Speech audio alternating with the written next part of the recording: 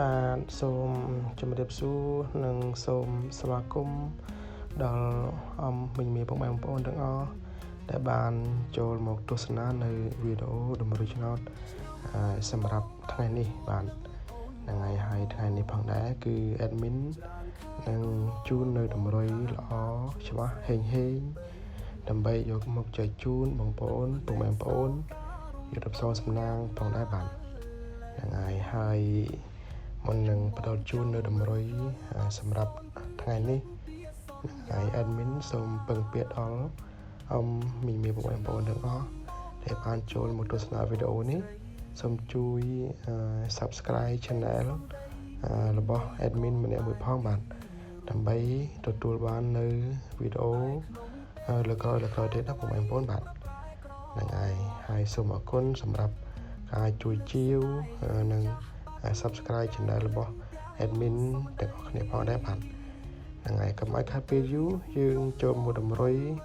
ដែលយើងបានលេងកាលពីម្សិលមិញទៅណាបងប្អូនហ្នឹងហើយតម្រុយគឺ admin ដាក់នៅលើអេក្រង់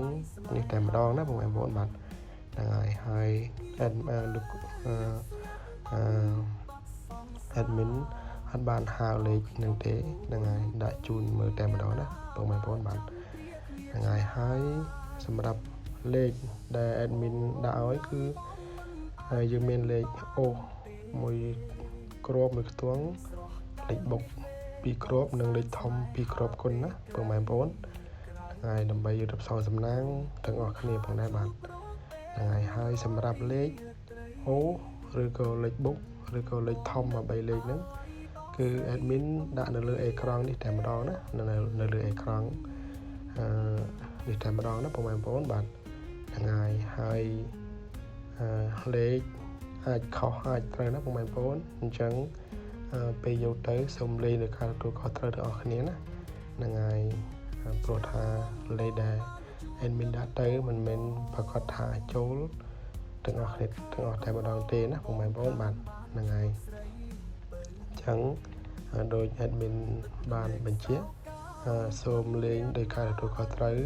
ហ្នឹងហើយកុំលេងធំខ្លាំងពេកណាហ្នឹងហើយកណ្ដា